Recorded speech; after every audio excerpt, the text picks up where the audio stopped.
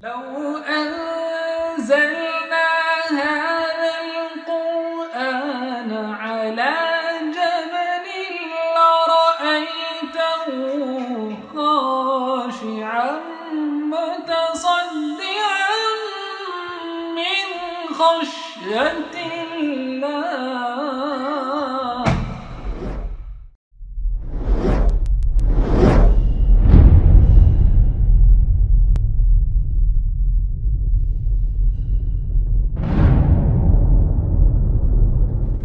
الله.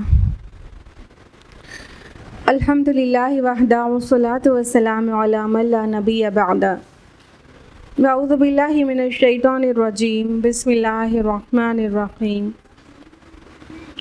یا ایھا الناس قد جاءتکم موعظۃ من ربکم وشفاء لما فی الصدور وہدی ورحمۃ للمؤمنین. بسم اللہ الرحمن الرحیم. رب اشرح لی صدری ویسر لی امری واحلل عقدۃ من لسانی یفقہوا قولی. میری عزیز بہنوں، درس قرآن مجید میں آپ سب کا تہہ دل سے خیر مقدم ہے. السلام علیکم ورحمۃ اللہ وبرکاتہ. درس قرآن مجید میں میرے ساتھ کون سی سورہ چل رہی تھی؟ سورہ یاسین. اور لاسٹ ویک ہم لوگوں نے آیت نمبر کہاں تک مکمل کر لیا تھا؟ جی 40 تک. تو آیت نمبر 41 آنورڈز جانیں گے تفصیل سے. کانٹیکس یہ تھا کہ مشرکین مکہ اللہ کے رسول صلی اللہ علیہ وسلم سے نشانی مانگ رہے تھے، معجزہ مانگ رہے تھے. تو اللہ سبحانہ و تعالیٰ نے بے شمار معجزات اور نشانیوں کی طرف نشاندہی کر کے ان کو غور و فکر کی دعوت دی. سو آیت نمبر 41 از اعوذ باللہ من الشیطان الرجیم. بسم اللہ الرحمن الرحیم. وَآیَةٌ لَّهُمْ أَنَّا حَمَلْنَا ذُرِّيَّتَهُمْ. ان کے لیے یہ بھی ایک نشانی ہے کہ ہم نے ان کی نسل کو بھری ہوئی کشتی میں سوار کر دیا. ذُرِّيَّتَهُمْ فِي الْفُلْكِ الْمَشْحُونِ، بھری ہوئی کشتی میں. تو اللہ سبحانہ تعالیٰ پیچھے چاند سورج کی نشانیاں بتانے کے بعد اب یہاں پر فرما رہے ہیں کہ ان کے لیے اس بات میں بھی نشانی ہے کہ ہم نے ان کی نسل کو ایک بھری ہوئی کشتی میں سوار کر دیا. یہ جو فلک ہے یہ کشتی کے لیے آتا ہے. مشحون جو لفظ آیا ہے تو یہ روٹ ہے اس کا میم شین ہا، تو یہ ایسے بھرنے کے لیے آتا ہے. کوئی چیز پر سامان بہت زیادہ لوڈ کیا جائے تو اس کے لیے آتا ہے. تو اللہ تعالیٰ کہہ رہے ہیں کہ ہم نے ان کی ذریت کو، ذریہ جو ورڈ ہے یہ چھوٹے بچوں کے لیے آتا ہے لیکن نسل کے لیے بھی آتا ہے، جو آف اسپرنگز ہیں ان کے لیے بھی آتا ہے. تو اللہ سبحانہ تعالیٰ نے فرمایا کہ ان کی پوری نسل کو ہم نے کشتی میں سوار کیا. قرآن میں ہی دیگر مقامات میں دیکھنے سے پتہ چلتا ہے کہ یہ بات ایکچولی نوح علیہ السلام کے کشتی کی ہو رہی ہے، کیونکہ نوح علیہ السلام کے اوپر ایمان لانے والے جو بچے تھے اس کے بعد ان کے 3 بیٹوں کی سے ہی نسلیں چلی تھی. سام، حام اور یافس، یہ 3 نوح علیہ السلام کے بیٹے تھے جن سے پھر نوع انسانی کی نسلیں آگے بڑھی ہیں. آج جو دنیا میں آبادی ہے وہ انہی کی نسل سے ہی ہے. تو چونکہ یہاں پہ ذریہ ورڈ آیا ہے اس لیے یہ کشتی نوح علیہ السلام والی کشتی ہے. تو اللہ سبحانہ تعالیٰ اس کو نشانی کے طور پر پیش کر رہے ہیں. کیا تم کو عقل نہیں ہے کہ جب طوفان اللہ کی مرضی سے آیا تھا اس سے کوئی بچنے والا نہیں تھا سوائے اس کے کہ اللہ تعالیٰ تم کو کسی کشتی جیسی چیز پر سوار کر دے، وہی ایک بچنے کا ایک راستہ تھا. اور اس سے پہلے اگر تاریخ کا مطالعہ کریں گے تو پتہ چلے گا کہ نوح علیہ السلام سے پہلے انسانیت کو بحر پر یعنی پانی کے اوپر سفر کرنا نہیں معلوم تھا، یعنی کشتی نہیں بنائی تھی اس نے. سب سے پہلے اللہ تعالیٰ نے نوح علیہ السلام کو پوری ٹیکنالوجی بتائی تھی کہ کشتی کیسے بنانی ہے. اللہ تعالیٰ کی رہنمائی میں انہوں نے کشتی بنائی تھی اور پھر اس کشتی میں اتنا وزن लादा गया, लेकिन वो कश्ती पानी के ऊपर तैरी। और उसी टेक्नोलॉजी को लेकर आज तक जितने भी शिप्स हैं, क्रूज़ हैं और जितने भी बड़े बड़े लोडर वो बेड़े हैं बहरी, वो सब उसी टेक्नोलॉजी पे मज़ीद तरक्की होते होते आज वो पानी के ऊपर चल रहे हैं। तो इसमें एक बहुत बड़ी निशानी है अक्लमंदों के लिए कि किस तरह से मतलब एक सुई डालो पानी में तो वो डूब जाती है, और ऐसे हज़ारों टन के जहाज़ पानी पे तैरते रहते हैं और डूबते नहीं हैं। तो क्या इसमें निशानी नहीं है? और अगर अल्लाह ताला वो टेक्नोलॉजी नहीं बताता, वो तरीक़ा नहीं बताता, वो टेक्निक्स नहीं बताता, तो कैसे इंसानियत को पता चलता कि पानी के ऊपर भी सफ़र किया जा सकता है और एक जगह से दूर, बहुत दूर दराज के इलाकों में पहुंचा जा सकता है। तो इन सारी चीज़ों में भी गौर व फिक्र करने वालों के लिए, अक्लमंदों के लिए निशानी है। और आगे फरमाया वख़लक़ना लहुम मिन मिस्लिही मा यरकबून, और फिर उनके लिए वैसी ही और भी चीज़ें पैदा कर दी जिन पर ये सवार होते हैं। तो ये कश्ती की भी बात हो सकती है कि दीगर तरह के जहाज़ और बहुत तरह के डिफरेंट टाइप्स के शिप्स और बोट्स और कश्तियाँ इंसान ने बना ली और उस पर सफ़र करने लगा। लेकिन इसका माना जो कदीम मुफस्सिरून ने दिया है वो सबको ही समेटा है कि वो इस तरह से मतलब एक जगह से दूसरी जगह सवार होकर किसी पर जाने के लिए जो भी चीज़ें वो सब उसमें आ गई, चाहे वो एनिमल्स हों जैसे कि कैमल को शिप ऑफ डेजर्ट कहा जाता है, और चाहे वो बहुत सारी ट्रेन्स हो, कार्स हो, एरोप्लेन्स हो जिस पे इंसान लोड होकर सवार होकर दूसरी जगह पर पहुंचता है और सफ़र करता है।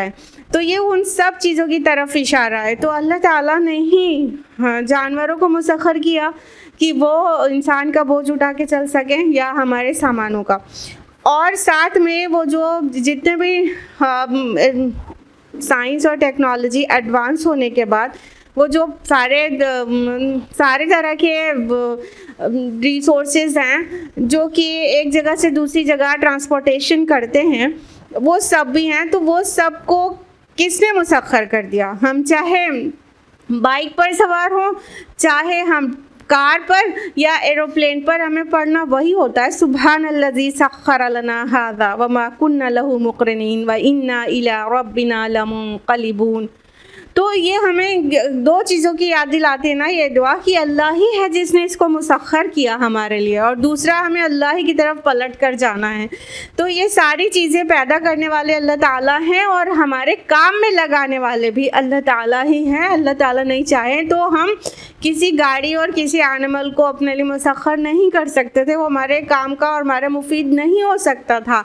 लिहाजा उसमें भी निशानी है कि किस तरह से कुछ एनिमल्स को अल्लाह ताला ने ऐसा बनाया है कि वो इंसान का लोड उठाने के लिए तैयार हैं और एक जगह से दूसरी जगह ले जाने के लिए तैयार हैं, और कितनी ही गाड़ियां हैं जो कितनी आसानी से बैलेंस होकर चलती हैं। टू व्हीलर्स को बैलेंस होकर चलना एक अपने आप में निशानी अगर गौर किया जाए तो वो सारी चीज़ें जो अल्लाह ताला ने दी हमें वो साइंस और टेक्नोलॉजी एडवांस होने के बाद भी मिली हैं, लेकिन बेसिकली तो वो उसका इल्म अल्लाह ने दिया और उसके फ़िज़िकल लॉज अल्लाह ने बनाए, तब उन फ़िज़िकल लॉज पे वो चीज़ें चल रही हैं। मतलब अगर कोई बोट या शिप सिंक नहीं होता है तो ये फ़्लोट करने का फ़िज़िकल लॉ किसने बनाया? अल्लाह ताला ने। जो डिस्कवर करते हैं वो लॉज को, उनको तो हम जानते हैं, लेकिन जिसने बनाया खालिक को हम भूल जाते हैं। ये कितनी अजीब बात है ना। तो अपने आप नहीं समझ में आता तो अल्लाह ताला निशानदेही करा रहे हैं उस तरफ कि ज़रा देखो इसमें भी तुम्हारे लिए निशानी है। आगे फरमाया वही नशा नुग़रिक़हुम, और अगर हम चाहें तो उन्हें गर्क कर दें, फ़ला सरीख़ लहुम, तो कोई उनकी फरियाद सुनने वाला ना हो, वला हुम युनक़ज़ून, और किसी तरह ये ना बचाए जा सकें। अल्लाह ताला फरमाते हैं कि ये जो पानी पे चल लेते हैं आराम से, तो ये ना समझें कि हम इस पर कादिर नहीं हैं कि इन्हें गर्क कर दें। अल्लाह ताला ने फ़्लोट करने के लिए फ़िज़िकल लॉ बनाया है, लेकिन ये अल्लाह ताला की कब्ज़े कुदरत में है कि वो किसको पार लगा दे, اور کس کو بیچ میں ہی غرق کر دے.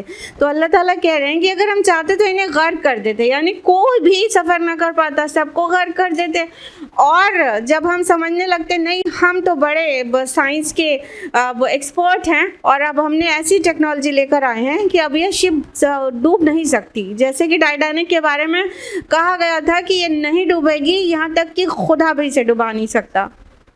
پھر کیا ہوا وہ سب آپ کو پتا ہے کہ ٹائٹینک جیسے مطلب ہائی ٹیکنالوجی کے بعد وہ شپ بھی سنک ہوئی نا. تو اللہ تعالیٰ اگر چاہیں تو ہمارا جو اختیار ہے وہ ایک لمحے میں ہم سے لے لیں.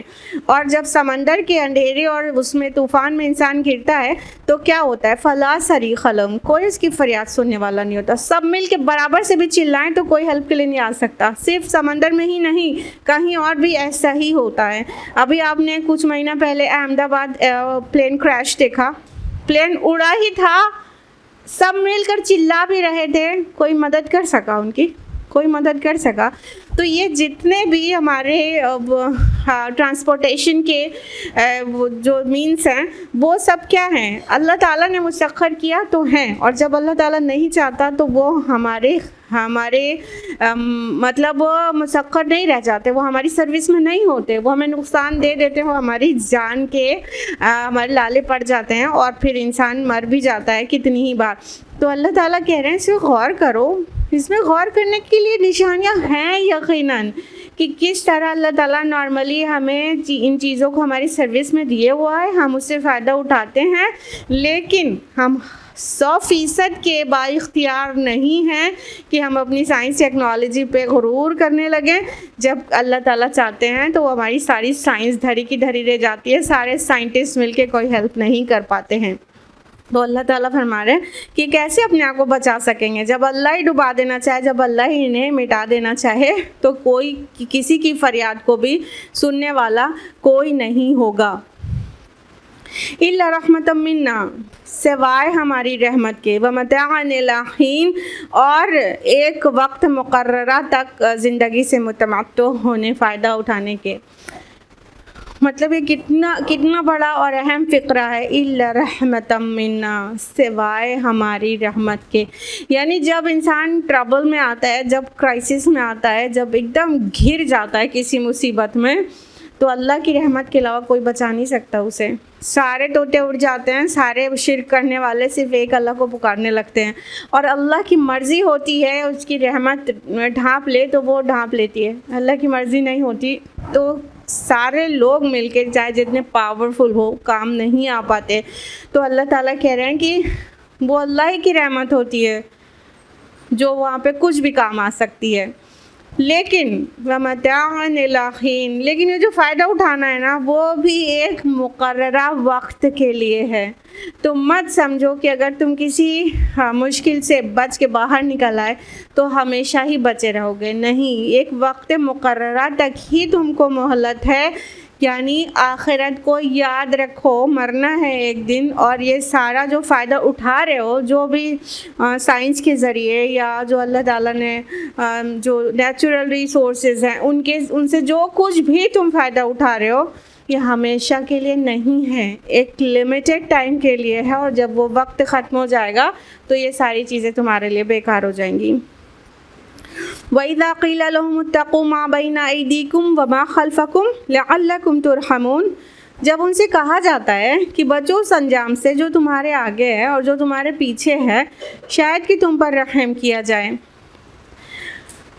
اب نشانیاں بتا کے اللہ تعالیٰ فرما رہے ہیں کہ اور جب ان سے اللہ کا رسول کہتا ہے کہ جو انجام تمہارے سامنے ہے اور جو پیچھے ہے اس سے بچو یا اس سے ڈرو یا اس سے نصیحت حاصل کرو. اتقو کا یہ سارے معنی یہاں پہ نکل رہے ہیں. اتقو بچو یعنی برے انجام سے، ڈرو یعنی وہ جو چیزیں اس سے عبرت پکڑو، یا تو اتقو سے یہ بھی یہاں پہ معنی نکل رہا ہے کہ نصیحت حاصل کرو. تمہارے سامنے جو ہے، تمہارے پیچھے جو ہے، ما بین ایدیکم تمہارے سامنے جو کچھ ہے، وما خلفکم اور جو تمہارے پیچھے ہے. اس کی کئی تعویلات دی ہیں مفسرون نے. ایک تو سامنے اور پیچھے سے یہ مراد ہے، سامنے کا مطلب پریزنٹ، یعنی جو تم ایٹ پریزنٹ کر رہے ہو وہاں سے تمہارے لیے بہت ساری نشانیاں ہیں کہ تم نصیحت پکڑو وہاں سے. اور جو پیچھے سے مطلب پاسٹ میں جو لوگوں نے اللہ اور رسول کی نہیں مانی تو ان کا کیا انجام ہوا, تو تم دیکھو اور اس سے عبرت پکڑو. اور سامنے اور پیچھے سے اور بھی بہت کچھ مراد ہے کہ اپنے ہاتھ کی کمائی جو سامنے ہے وہ ہاتھ کی کمائی ہے, تمہارے پیچھے ہے وہ جو آخرت جو بعد میں آئے گی اس انجام سے ڈرو. یہ بھی مفہوم نکل رہا ہے. تو جب ان کو ڈرایا جاتا ہے, جب انہیں تقوی اختیار کرنے کے لیے کہا جاتا ہے, جب انہیں بچ کے چلنے کے لیے کہا جاتا ہے کہ سامنے اور پیچھے ہر طرف تمہارے لیے نشانیاں ہیں عبرت پکڑنے کے لیے اور نصیحت حاصل کرنے کے لیے بہت سارے دلائل ہیں, اس سے کچھ فائدہ اٹھاؤ تاکہ تم پر رحم کیا جائے. دیکھیے اللہ تعالیٰ کیوں ہی پیچھے والوں کی کہانیاں سنا رہا ہے اور کیوں ہی تمہارے سامنے کیا نشانیاں ہیں آفاق اور انفس میں ان کو کیوں دکھا رہا ہے, لعلکم ترحمون, تاکہ تم پر رحم کیا جائے, تم ایسی روش پر آ جاؤ کہ رحم کے مستحق ہو جاؤ اور بچ جاؤ, آگ سے بچ جاؤ, الٹیمیٹلی جہنم کے خسارے سے بچ جاؤ. تو ہمارا رب تو چاہتا ہی یہی ہے کہ پوری کی پوری انسانیت نصیحت حاصل کر کے الٹیمیٹ خسارے سے بچ جائے. لیکن کیا ہوتا ہے کہ انسان ہمیشہ ہی التفات نہیں کرتے اور سنی انسنی کر دیتے ہیں.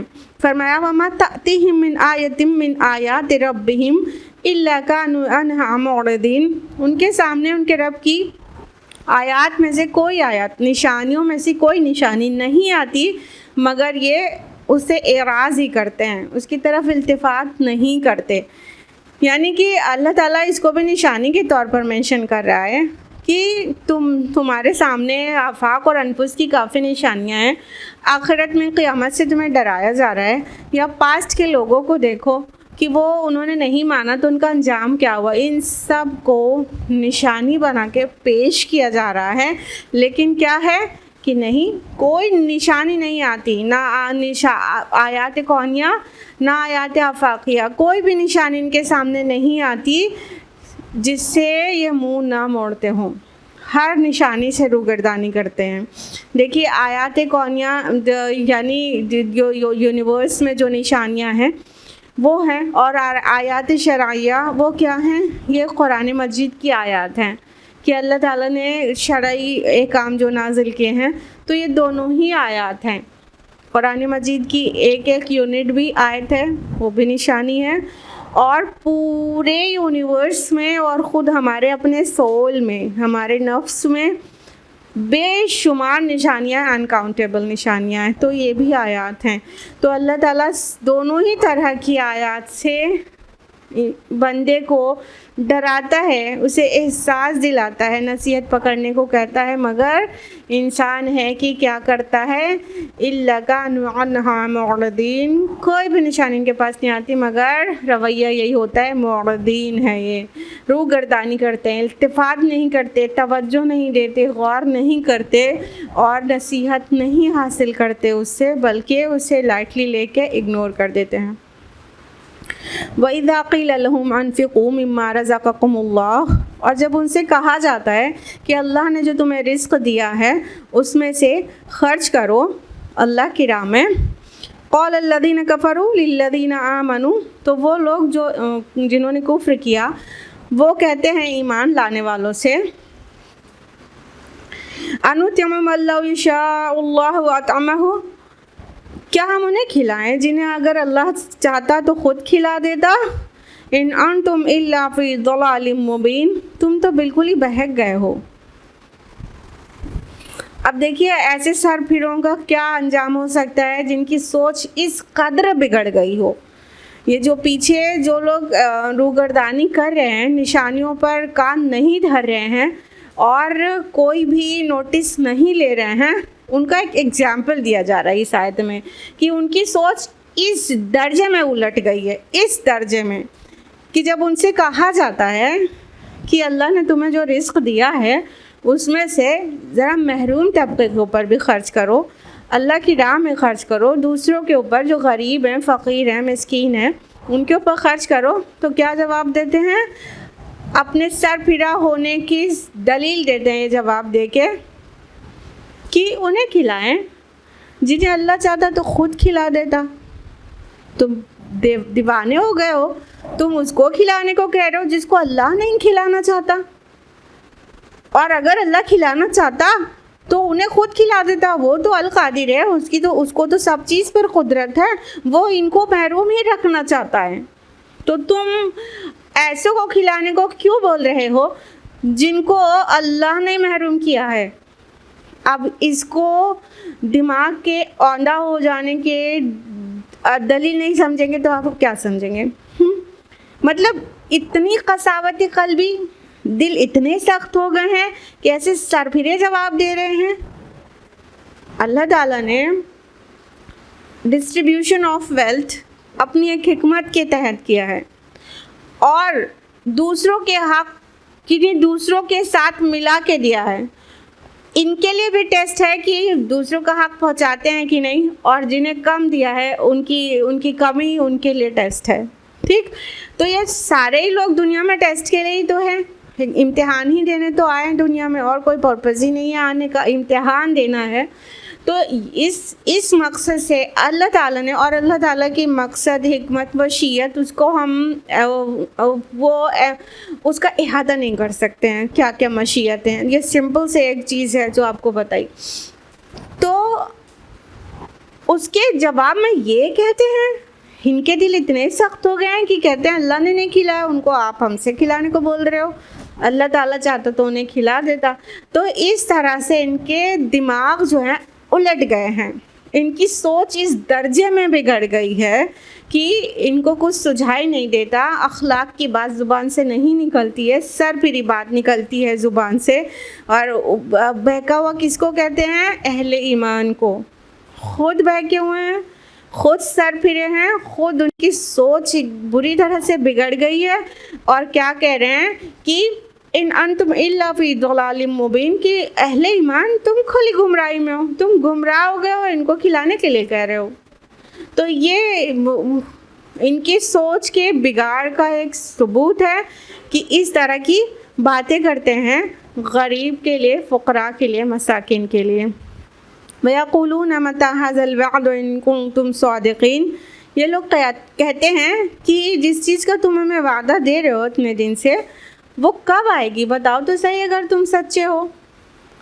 تو اس وعدے سے مراد ایک تو ان کی ٹیمپریری کوئی پنشمنٹ ہے جو کہ اللہ کے رسول صلی اللہ علیہ وسلم عذاب کی دھمکی دیتے تھے، اور دوسرا یہ بھی قیامت بھی مراد ہو سکتی ہے کہ وہ وقت کب آئے گا جس سے اتنے دن سے ڈرا رہے ہو، قیامت آ جائے گی، ابھی تک تو نہیں آئی قیامت ویامت، ہاں، یا تم نہیں مانو گے تو تم پر اللہ کا عذاب آ جائے گا۔ کون سا عذاب، کہاں عذاب، کس دن آئے گا، کس تاریخ کو آئے گا، ذرا بتاؤ تو صحیح اگر تم سچے ہو۔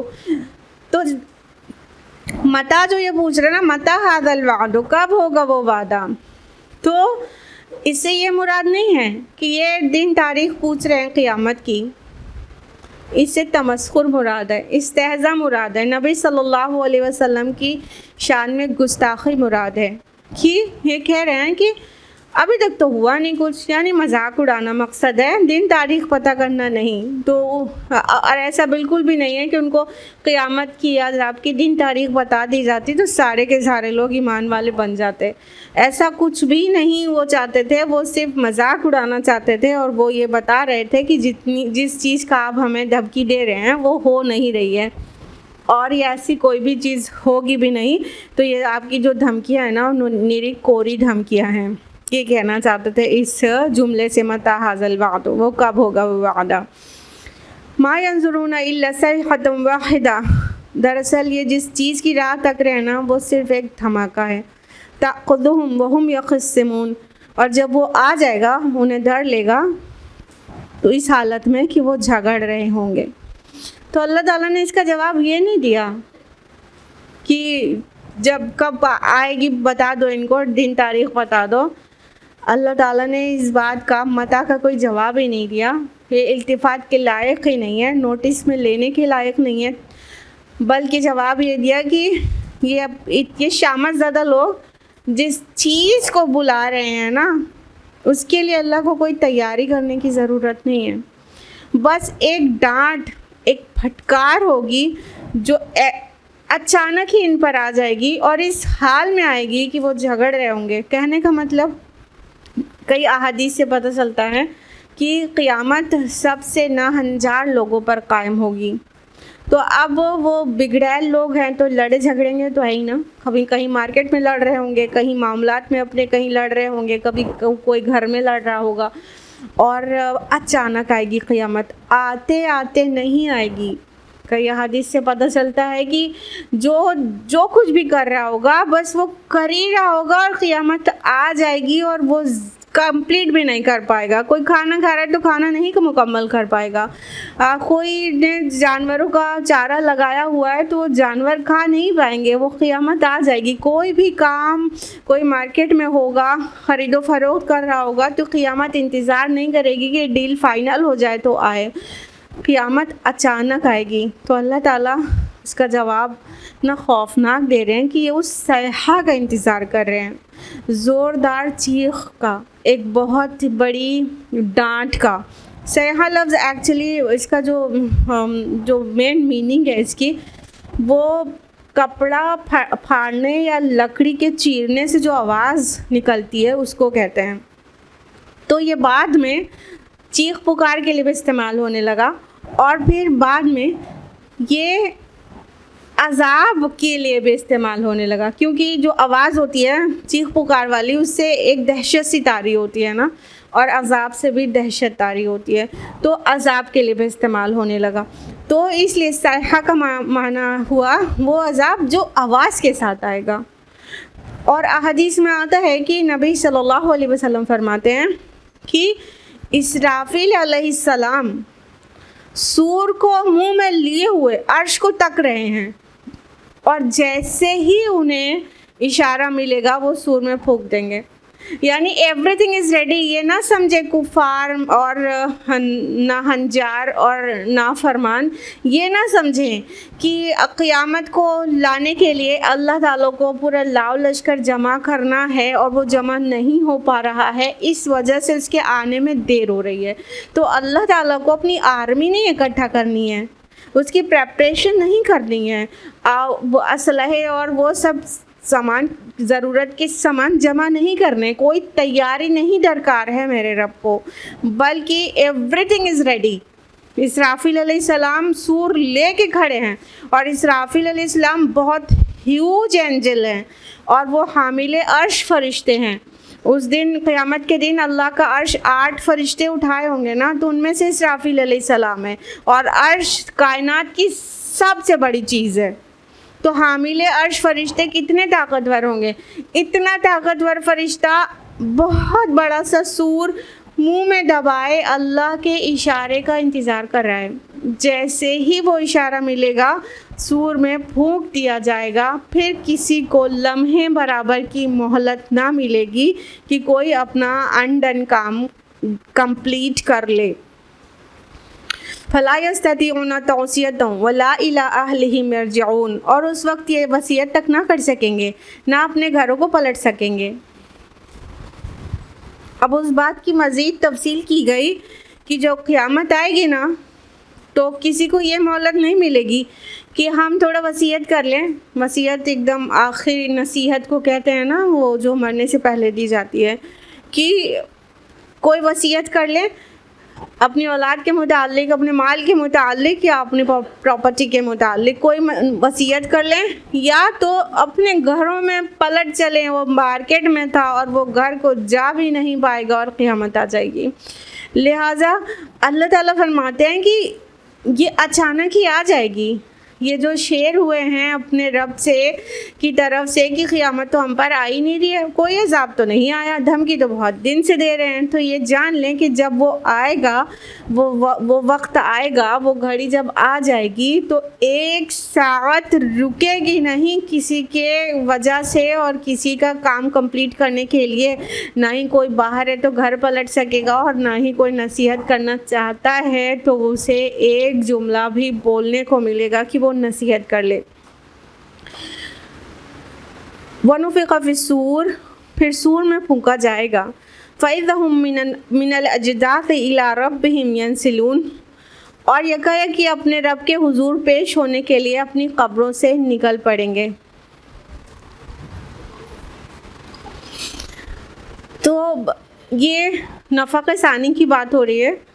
احادیث کے مطالعے سے پتہ چلتا ہے کہ نفق اول ہے، نفق ثانی ہے، اور بعض علماء کے نزدیک دو پھونکے ہیں، نفق اول اور نفق ثانی، اور بعض کے نزدیک 3 ہیں. تو جو 2 پھونکے ہیں وہ اس کے متعلق کانسیپٹ یہ ہے کہ جب پہلی بار سور میں پھونکا جائے گا تو وہ قیامت قائم ہو جائے گی، گھبراہٹ طاری ہو جائے گی، آواز ہوگی اور سب مر جائیں گے. پھر جب دوسری بار سور میں پھونکا جائے گا تو سب زندہ ہو کے واپس اپنے رب کی طرف چلنے لگیں گے. تو یہ 2 ہے. اور 3 نفق سے مراد یہ ہے کہ پہلا اگر 3 ہے تو پہلے نفق اول میں سب کی ڈیتھ کاز ہو جائے گی، تیز آواز ہوگی اور سب مر جائیں گے، اور دوسری بار میں سب جاگ جائیں گے، اور تیسری بار میں سب گیدر ہونے لگیں گے. تو اس طرح سے ہے. تو یہاں پر دوسرے سور کا مراد ہے ونفخ فی الصور. یہ پہلا سور نہیں بتایا جا رہا ہے کیونکہ اس کے آگے کہا جا رہا ہے کہ پھر وہ اپنے رب کے حضور پیش ہونے کے لیے اپنے قبروں سے نکل پڑیں گے. تو صاف ظاہر ہے کہ دوسرے نفخ کی بات ہو رہی ہے. دوسری بار جب سور میں پھونکا جائے گا اس کی بات ہو رہی ہے کہ وہ سب اپنی قبروں سے نکل کر اپنے رب کے حضور دوڑنے لگیں گے. دیکھیے، ایک تو یہ آیا من الاجداث، اپنی قبروں سے. اجداث جدس کی جمع ہے، جس کا مطلب ہوتا ہے ایسی قبریں جو ایکچولی جس کے نام و نشان تک مٹ گیا ہو. قبر میں پہچان آتی ہے نا، تھوڑا سا پتہ چلتا ہے کہ یہاں پر کسی مردے کو دفن کیا گیا ہے، تو اس قبر کو جدس نہیں کہتے ہیں بلکہ اس قبر کو کہتے ہیں جس کے نام و نشان مٹ گیا ہو، پتہ ہی نہ ہو اس کے نیچے مردہ ہے، ایسی قبر کو کہتے ہیں. تو ظاہر بات ہے کہ عرصہ دراز پہلے مرے ہوئے، ہزاروں لاکھوں سال پہلے کی بات ہوگی جو ایک مرتے گئے تھے. لیکن ایک دوسرے والے سور میں سب کتنے بھی 1000 سال پہلے مرے ہوں گے وہ سب نکل کھڑے ہوں گے.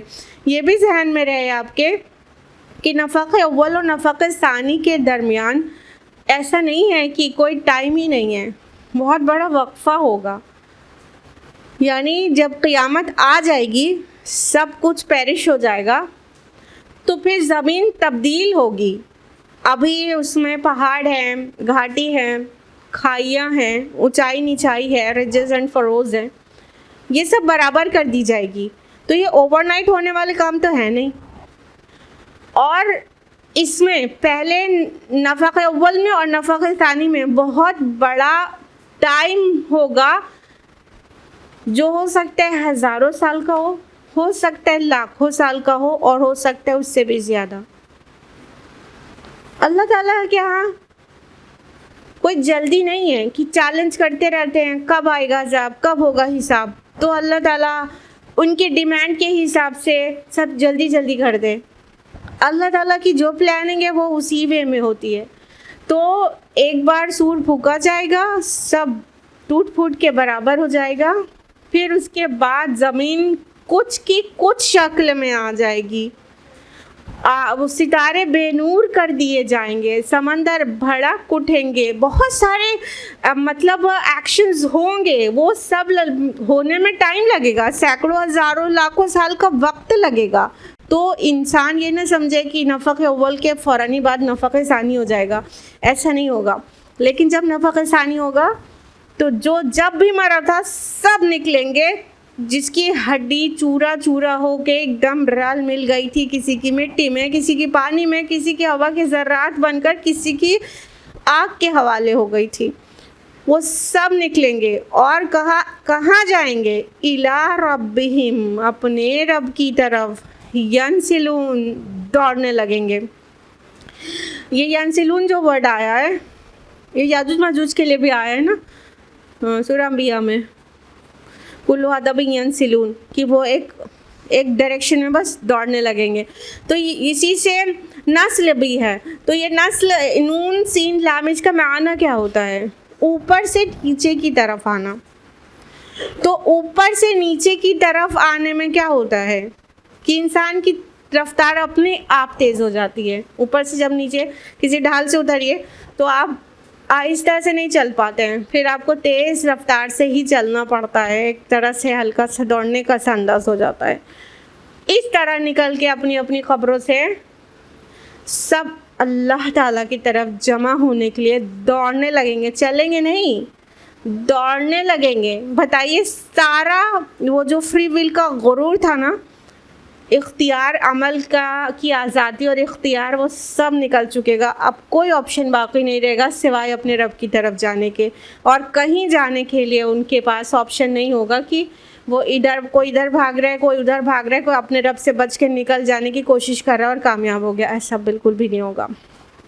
قالوا یا ویلنا من بعثنا من مرقدنا، گھبرا کر کہیں گے کہ ارے ہماری خرابی، یہ ہم کو ہماری خوابگاہ سے کس نے اٹھا دیا۔ ھذا ما وعد الرحمن، یہ وہی چیز ہے جس کا خدا رحمان نے وعدہ کیا تھا۔ وصدق المرسلون، اور رسولوں کی بات سچی تھی، انہوں نے سچ ہی کہا تھا۔ تو جب یہ اٹھیں گے نا برزخ کی زندگی سے، قیامت والے دن نفخ ثانی کے بعد، تو ان کو ایسا لگے گا کہ ابھی تو ہم سوئے تھے اور ہم کو کسی نے ہمارے بیڈ سے اٹھا دیا، مطلب پتہ نہیں کتنے لاکھ سال گزر چکے ہوں گے، اور ایسا لگے گا انہیں کہ ہم ابھی جسٹ سوئے ہی تھے اور کسی نے ہم کو ہماری آرام کی نیند خراب کر کے ہمیں اٹھا دیا، اور اتنی تیز کی آواز ہوگی۔ اب سب اٹھیں گے، پہلے تو یہ کہیں گے گھبرا کر کہ ہائے ہائے، یہ ہم کو ہماری خوابگاہوں سے کس نے اٹھا دیا۔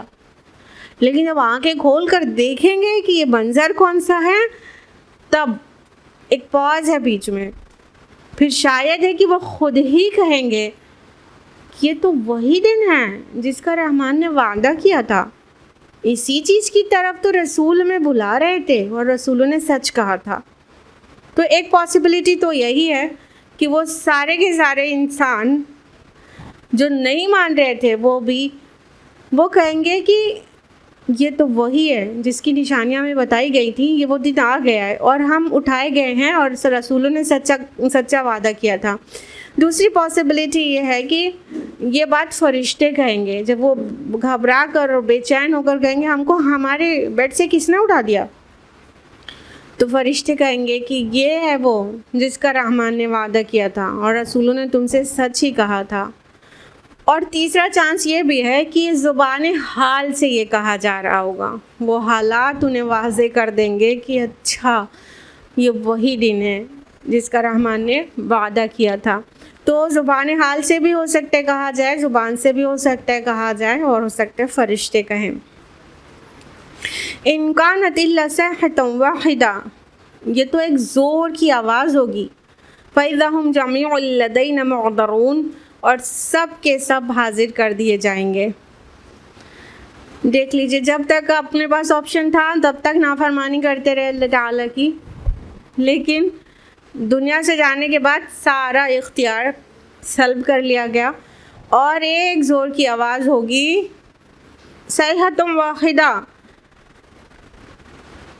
اور یہ نکرہ میں بھی ہے، نکرہ عظمت کی دلالت بھی کرتا ہے کہ اس کی عظمت کا بیان ہے کہ اتنی زوردار چیخ ہوگی، اتنی تیز کی آواز ہوگی، اور سب کے سب حاضر کر دیے جائیں گے۔ محضرون، آپ بالکل فرما بردار ہو کے حاضر ہو گئے۔ یہ ویسا ہی ہے کہ جیسے مجرم جب تک کھلا چھوٹا ہوا تھا تو جو بھی جرم وہ چاہ رہا تھا کر رہا تھا، لیکن جب اس کے اوپر کنٹرول پایا گیا تو وہ ہتھکڑیاں لگا کے بس پیش کر دیا گیا۔ تو یہ مجرم ہوں گے جو پیش کر دیے جائیں گے، حاضر کر دیے جائیں گے، بمعنی مجرموں کی طرح پیش کر دیے جائیں گے، اللہ کے حضور حاضر ہو جائیں گے۔ فَالْيَوْمَ لَا تُظْلَمُ نَفْسٌ شَيْئًا، آج کسی پر ذرہ برابر ظلم نہ کیا جائے گا۔ وَلَا تُجْزَوْنَ إِلَّا مَا كُنتُمْ تَعْمَلُونَ، اور تمہیں ویسا ہی بدلہ دیا جائے گا جیسا تم عمل کرتے رہے تھے۔ تو اللہ تعالیٰ فرماتے ہیں کہ جب وہ دن آ جائے گا تو ایسا نہیں ہے کہ کسی نے کچھ غلط کیا تو اس سے ناراض ہو کے اس کی ہر چیز کو غلط کر کے رکھ دیا گیا، یا کسی قسم کا اسے زیادہ سزا دے دی جائے گی۔ یا تو اس کی کسی نیکی کو اگنور کر دیا جائے گا. ایسا بالکل نہیں ہوگا، بلکہ اس دن ذرہ برابر بھی ظلم نہیں ہوگا. جو کچھ بھی ملے گا وہ اپنے ہاتھ کی کمائی ہوگی. وہ جو عمل کیا ہوگا اس کا ہی بدلہ ہوگا، اور اس سے کچھ بھی بڑھا کر سزا نہیں دے دی جائے گی سوائے اس کے جتنا وہ ڈیزرو کرتے ہوں. لیکن غور کریں تو اللہ تعالیٰ کتنا رحیم ہے اور بندے کو بچانا ہی چاہتا ہے. دیکھیے، انسان جو عمل کرے گا اس کا ہی بدلہ ملے گا کہا جا رہا ہے، لیکن غور کریں تو اللہ کی رحمت کس قدر غالب ہے اس کے عذاب پر. دیکھیے، ایک نیکی انسان کرتا ہے تو ایک بدلہ ملتا ہے خیر کا. بتائیے، کم سے کم 10 گنا ملتا ہے نا؟ یہ کلیئر ہے. ایک بھلائی کا بدلہ کم سے کم 10 گنا، 70 گنا بھی، 70,000 گنا بھی اللہ تعالیٰ جتنا چاہے اتنا بڑھا کے دیتا ہے. ایک گناہ کرتا ہے تو کتنا بدلہ ملتا ہے؟ 10 گنا ملتا ہے. کتنی بدی لکھی جاتی ہے؟ صرف ایک لکھی جاتی ہے. ٹھیک ہے، اب دیکھیے، ابھی بھی اللہ کی رحمت غالب ہے. ایک نیکی کرنے کا ارادہ انسان کرتا ہے تو کیا اس کو ایک نیکی لکھ دی جاتی ہے کہ کرنے کے بعد لکھی جاتی ہے؟ خالی ارادے پر بھی نیکی لکھ دی جاتی ہے، لیکن چاہے بعد میں وہ نہ کر پائے، وہ نیکی لکھی جا چکی تو لکھی جا چکی. وہ نہیں کرنے کا موقع نہیں آیا، کسی وجہ سے نہیں کیا، لیکن وہ نیکی خالی ارادہ کرنے پہ لکھی جا چکی ہے. ایک گناہ کرنے کا انسان ارادہ کرتا ہے تو وہ بدی لکھ دی جاتی کہ نہیں لکھی جاتی؟ نہیں لکھی جاتی ہے. until unless he commits، جب تک وہ گناہ، وہ جرم وہ کر نہ لے، بدی خالی ارادہ کرنے سے لکھی نہیں جاتی. ابھی سب سے بڑھ کے کلائمیکس تو یہ ہے کہ ایک گناہ کا یا بدی کا ارادہ کرتا ہے بندہ، لیکن اس ارادے کو ترک کر دیتا ہے، کمٹ نہیں کرتا، تو کیا ہوتا ہے بتائیے؟ ایک نیکی لکھی جاتی ہے. اب دیکھیے کیسا زبردست رحمت کا پلڑا بھاری ہے کہ اللہ تعالیٰ چاہتے بس بندہ بچ جائے. سارے جو رولز ہیں یہ اللہ کے سیٹ کیے ہوئے رولز ہیں نا. یہ جو سارے قوانین بنے ہیں، یہ جو سارے رولز ریگولیشن نیکی بدی کو لکھے جانے کے بنے ہیں، اس میں رحمت کس قدر غالب ہے. یعنی اللہ تعالیٰ بندے کو عذاب نہیں دینا چاہتا ہے. وہ الٹیمیٹلی انصاف اور عدل کی شان پر ہوگا اس دن. بس بہت ناہنجار لوگ ہی جہنم میں جائیں گے. بتائیے، اتنی اپارچونیٹی اور اتنا اسکوپ ہو نیکیوں کا، تو اب کون جہنم میں جائے گا؟ جو بالکل ہی ناہنجار ہے نا، کہ پھر اس نے برائی کیا اور برے کو غالب کر لیا اپنے نام عمل میں، بس وہی تو جائے گا نا جہنم میں. تو اللہ تعالیٰ نہیں چاہتے ہیں عذاب دینا. اللہ تعالیٰ تو بس چاہتے ہیں کہ اپنے بندے کو بچا لیں. لیکن یہ بندہ ہے جو اپنے اعمال کو اس قدر گندا کر لیتا ہے کہ اس کی وجہ سے وہ جہنم میں جائے گا. تو اللہ تعالیٰ فرما رہے ہیں کہ جو عمل کرو گے اس کا بدلہ دیا جائے گا. اور کمال یہ ہے کہ برا عمل نہ کر کے بھی ایک بدلہ دیا جا رہا ہے، ایک نیکی دی جا رہی ہے. سبحان اللہ و بحمدہ. تو اللہ تعالیٰ اتنے رحیم ہے، اس کے بعد بھی کوئی اللہ تعالیٰ کی رحمت سے فائدہ نہ اٹھا کے اس کے غضب کو بھڑکانا چاہتا ہے تو وہ نہایت ناہنجار ہے. ان اصحاب الجنت اليوم فی شغل فاکہون. آج جنتی لوگ مزے کرنے میں مشغول ہوں گے. شغل ایسی چیز کو کہتے ہیں جس میں بزی ہونے کے بعد انسان کو دائیں بائیں اور کسی چیز کا ہوش نہ رہے. ایک دم مشغول ہو جانا ایسی چیز میں جس سے کچھ ہوش باقی نہ رہے، اس کے مزے میں بالکل منہمک ہو کے انگراسڈ ہو کے اس کا مزہ لینا. تو ایسے کو شغل کہتے ہیں. تو جنتی لوگوں کو خوشخبری سنائی جا رہی ہے کہ ان کے تو کیا ہی کہنا ہے، انہیں بہت لمبا انتظار نہیں کرنا پڑے گا. قیامت کا دن پہاڑ جیسا گناہ گاروں کو لگے گا. نیکوکاروں کا بہت لمبا انتظار نہیں رہے گا، ان کا کام بس فٹافٹ ہو جائے گا. اور اس میں ظاہر ہے وہ لوگ آ رہے ہیں جن کا بس نام بھر کا حساب ہوگا، یا تو بغیر حساب کے جنت میں چلے جائیں گے. تو ان کے بارے میں کیا ہے؟ مزے ہی مزے. وہ تو اپنے عیش اور اپنے مزوں میں بالکل مشغول ہوں گے. انہیں یہ فکر نہیں ہوگی کہ جہنمیوں کے ساتھ کیا ہو رہا ہے اور کون کون جہنم میں چلا گیا. وہ اپنے مزوں میں ہوں گے. ہم وازواجہم فی ظلال، اور ان کی بیویاں گھنے سایوں میں، علی الارائک متکئون، مسندوں پر تکیہ لگائے بیٹھے ہوں گے. اب دیکھیے کہیں اچھی سی جگہ پہ ہو انسان، اچھے کھانوں میں ہو، تو کیا بیوی بچوں کے بغیر اچھا تھوڑی لگتا ہے کسی کو؟ سب اپنی فیملی چاہتے رہتے ہیں. تو اللہ تعالیٰ نے ان کی آنکھوں کی ٹھنڈک کے لیے ان کی مردوں کی نیک بیویاں، اور ازواج ورڈ آیا ہے تو اسپاؤس کہہ سکتے ہیں، سب کے اسپاؤس کو بھی ان کے ساتھ رکھ دیں گے. کوئی لوور گریڈ کا جنتی ہوگا تو اس کو ہائر گریڈ میں پہنچا دیں گے، نہ کہ ہائر گریڈ کے جنتی کو اسپاؤس کی وجہ سے لوور گریڈ میں پہنچائیں گے. بس رحمتیں ہی رحمتیں ہیں، رحمتیں ہی رحمتیں ہیں. تو کیا ہوگا کہ ہسبینڈ وائف دونوں لوگ پوری فیملی گھنے سایوں میں ہوں گے. فی ظلال مطلب جہاں پر پیڑ بہت بڑے لمبے اور گھنے ہوتے ہیں تو سایہ بھی اتنا ہی گھنا ہوتا ہے. حالانکہ دھوپ وہاں پر ایسی نہیں ہوگی کہ پریشان کرنے والی ہو. ٹیمپریچر بہت ماڈریٹ رہے گا، نہ وہاں کی سردی پریشان کرے گی نہ گرمی. ماڈریٹ ٹیمپریچر رہے گا، لیکن سایوں کا ایک اپنا ہی مزہ ہوتا ہے. تو وہاں جو پیڑوں کے سائے ہوں گے اس میں کیسے بیٹھے ہوں گے؟ ٹیک لگا کے آرام سے. اب دیکھیے متکئون کا نا تکیہ لگا ہوئے. اریکہ کس کو کہتے ہیں؟ ان مسندوں کو جس پہ ٹیک لگا کے بادشاہ لوگ بیٹھتے ہیں. تو یہ ایک بادشاہی کا تصور دلایا گیا ہے. پیچھے بھی آیات اسی طرح کی گزر چکی ہیں کہ جنت میں جو بادشاہی ہوگی تو جو انسان ہوں گے وہ بادشاہوں کی طرح، انفیکٹ وہ بادشاہ ہی ہوں گے، وہاں کے بادشاہوں کی طرح ٹیک لگا کے پیچھے والی مسند پر، جس کے کور بھی وہ ریشم کے ہوں گے، جس کا استر بھی، اس کی لائننگ بھی دبیز ریشم کی ہوگی، ہے نا. اتنی شاندار یا عالی شان تکیوں پر اور کینوپیز پہ ہوں گے. مطلب خالی تکیہ نہیں لگی ہوگی، بستر نہیں بچھا ہوگا، بلکہ اس کے اوپر بھی کینوپیز ہوں گی. اس کے سر پہ ایک بیوٹیفل سا جیسے بادشاہوں کا وہ ہوتا ہے پورا مسند، ویسا بنا ہوگا. تو وہاں گھنے چھاؤں اور عیش اور عشرت اور صرف خوشی اور صرف خوشی. لہم فیہا فاکہہ، ہر قسم کے لذیذ کھانے پینے ہوں گے. وَلَهُم مَا يَدَّعُونَ، اور وہ کچھ ہوگا جو وہ مانگیں گے.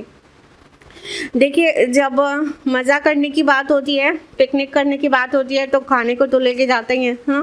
تو یہاں سے باندھ کے کچھ بھی نہیں لے کے جانا ہے. وہاں ایسے کھانے ملیں گے جو وہ چاہیں گے. اور کہا تو گیا ہے صحیح ما یدعون، اور دیگر مقامات پہ ما یشتہون بھی کہا گیا، جو خواہش کریں گے.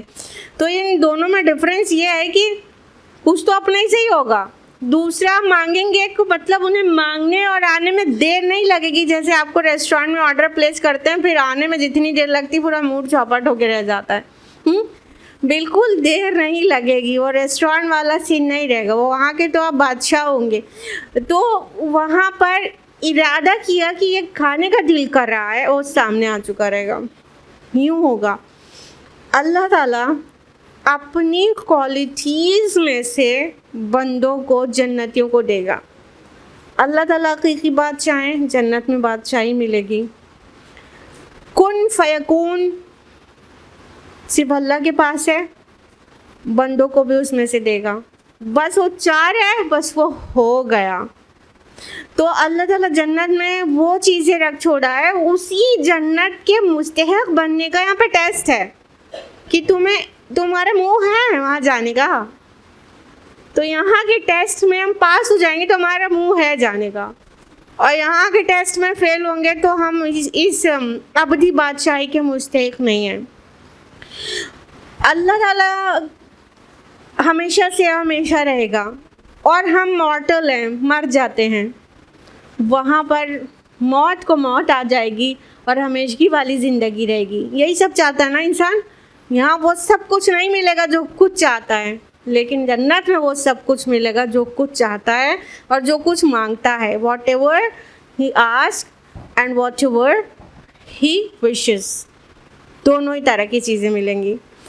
اور سب سے بڑھ کر سلام قولا من رب الرحیم، رب الرحیم کی طرف سے انہیں سلام کہا جائے گا۔ سبحان اللہ، اب اس سے بڑی دولت کیا، اس سے بڑے مزہ کیا؟ اپنے رشتہ دار بھی آ رہے ہوں گے، جا رہے ہوں گے، سلام کر رہے ہوں گے، فرشتے بھی آ رہے ہوں گے، جا رہے ہوں گے، سلام کر رہے ہوں گے، لیکن وہیں پر بس نہیں ہوگا، ان کو اللہ رب العالمین کا سلام آئے گا، اللہ پاک اپنا سلام بھیجیں گے۔ تو پھر مزے کا، لذت اور سرور کا کیا عالم ہوگا، یہ تو وہیں پہ پتہ چلے گا۔ وہاں جانے کے لیے تیاری کرنا پڑے گا، ہے نا؟ ایسے سفر کی تیاری کون نہیں کرنا چاہے گا؟ دنیا کو سفر ہی سمجھے تو ڈیسٹینیشن جنت ہوگا، اور دنیا کو ڈیسٹینیشن سمجھیں گے تو اصل ڈیسٹینیشن بہت خوفناک ہوگا۔ اس لیے سفر کی طرح پیک کر کے رہیں، بہت زیادہ دنیا سے دل نہیں لگائیں، بلکہ دل آخرت اور رب کے ساتھ لگائیں۔ انشاءاللہ ڈیسٹینیشن وہ ہوگا جہاں پر رب کا سلام آئے گا۔ سبحان اللہ و بحمدہ، اللہم ربنا اجعلنا منہم، اللہم ربنا اجعلنا منہم، اللہم ربنا اجعلنا منہم، آمین۔ اللہم انا نسألک الجنہ ونعوذ بک من النار، آمین یا رب العالمین۔ وامتازوا اليوم ایھا المجرمون، اے مجرموں آج تم چھٹ کر الگ ہو جاؤ۔ اب یہ گناہ گار جو ہیں، رشتہ دار ہوتے ہیں کسی کے پڑوسی ہوتے ہیں، کسی کے گھر میں ہی ہوتے ہیں، سب مل جل کے رہتے ہیں، نہیں پتہ چلتا ہے کون کیسا ہے، لیکن وہاں پر ممتاز کر دیے جائیں گے، ہر ایک الگ کر دیا جائے گا، سب کی گروہ بندی الگ ہوگی، مجرموں کو نیکوکاروں سے الگ کر دیا جائے گا۔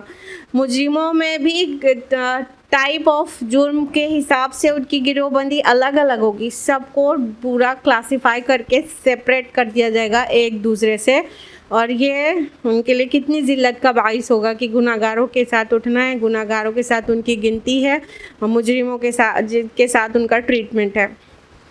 الم اعہد الیکم یا بنی آدم اللہ تعبدوا الشیطان، اے آدم کے بچوں، کیا میں نے تم کو ہدایت نہ دی تھی کہ تم شیطان کی بندگی نہ کرنا؟ انہ لکم عدو مبین، وہ تمہارا کھلا ہوا دشمن ہے۔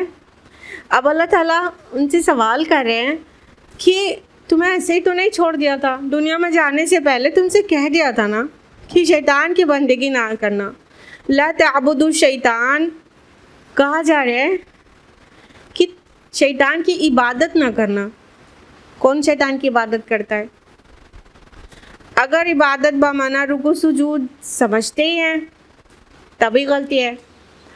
عبادت کا جو اصل مفہوم ہے وہ ہے مکمل اطاعت۔ تو جتنے قدیم مفسرون ہیں، یہاں تعبدو کا مطلب تطیعو ہی لیا ہے، اطاعت، شیطان کی اطاعت نہ کرنا، اس کی فرما برداری نہ کرنا، اس کے قدموں کی پیروی نہ کرنا۔ تو اللہ تعالیٰ نے تو دنیا میں آنے سے پہلے ہی پورا کریشن پلان رکھا تھا، شیطان کے بارے میں بتا دیا تھا، کہا تھا اس کی تابعداری نہیں کرنا، وہ تمہارا کھلا ہوا دشمن ہے۔ جب یہ ساری باتیں آ گئیں، پہلے بھی بتائی گئی دنیا میں، اللہ تعالیٰ نے وحی کے ذریعے کتابوں میں یہ بات واضح کر دی، لیکن نہیں مانا انسان، اور اللہ تعالیٰ نے کلیئر کہہ دیا تھا نا، وَأَنِ اعْبُدُونِی، اور میری ہی بندگی کرنا، ھذا صراط مستقیم، یہ سیدھا راستہ ہے۔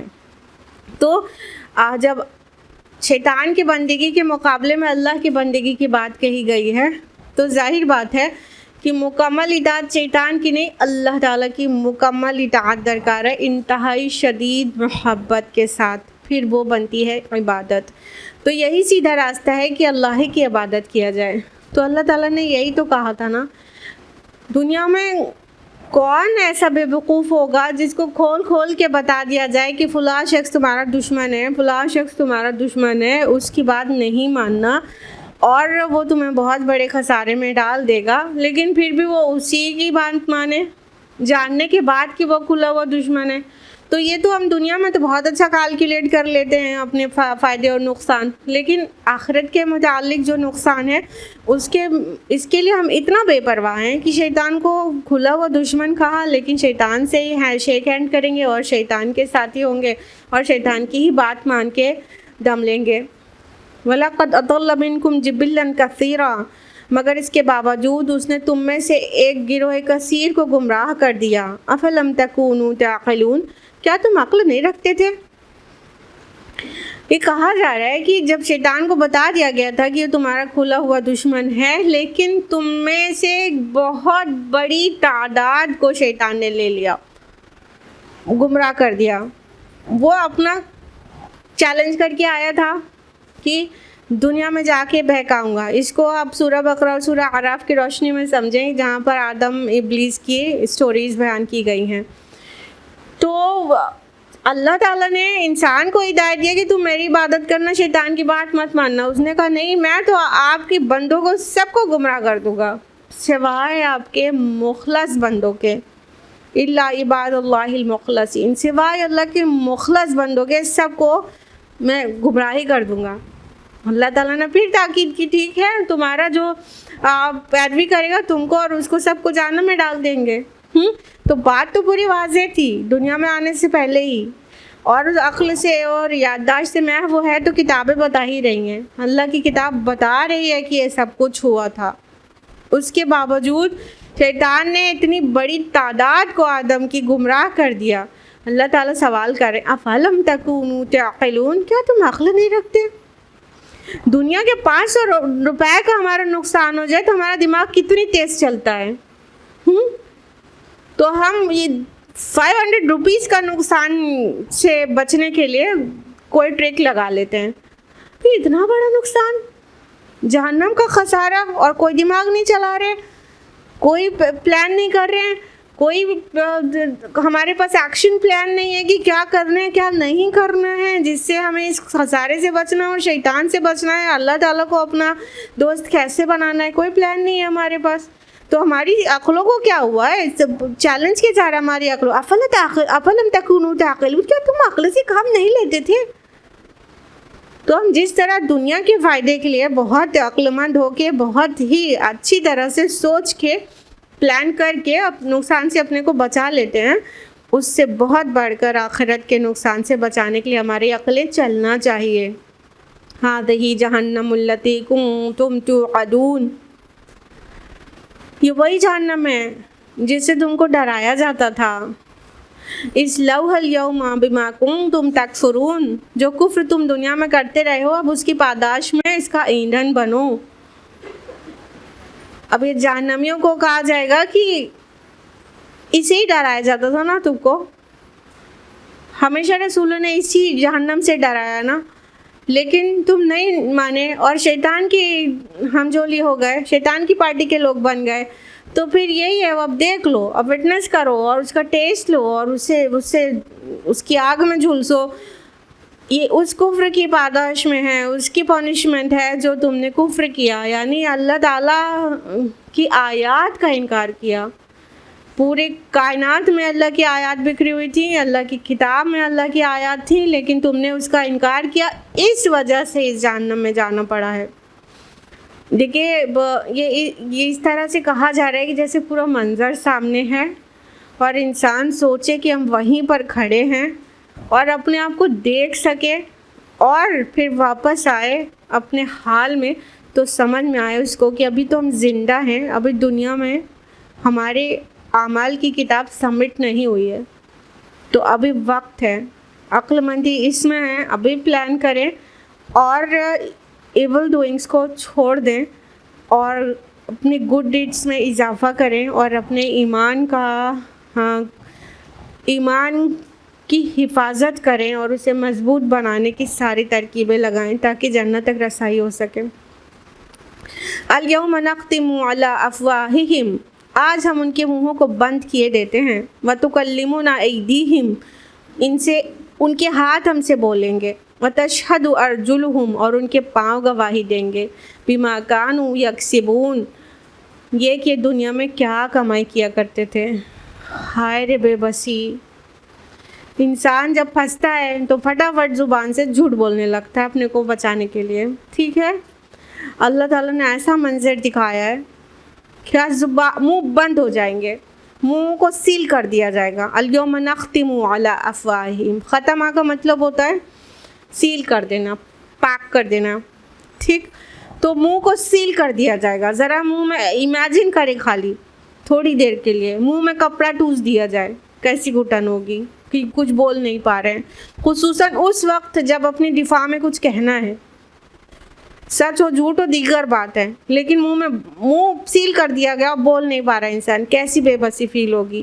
اور کمال بات یہ ہے کہ ہاتھ اور پیر اور اسکن اور ادر باڈی آرگنز جو کبھی ناطق نہ تھے, کبھی ان کے پاس گویائی نہ تھی, ان کو ان کا رب گویائی دے دے گا.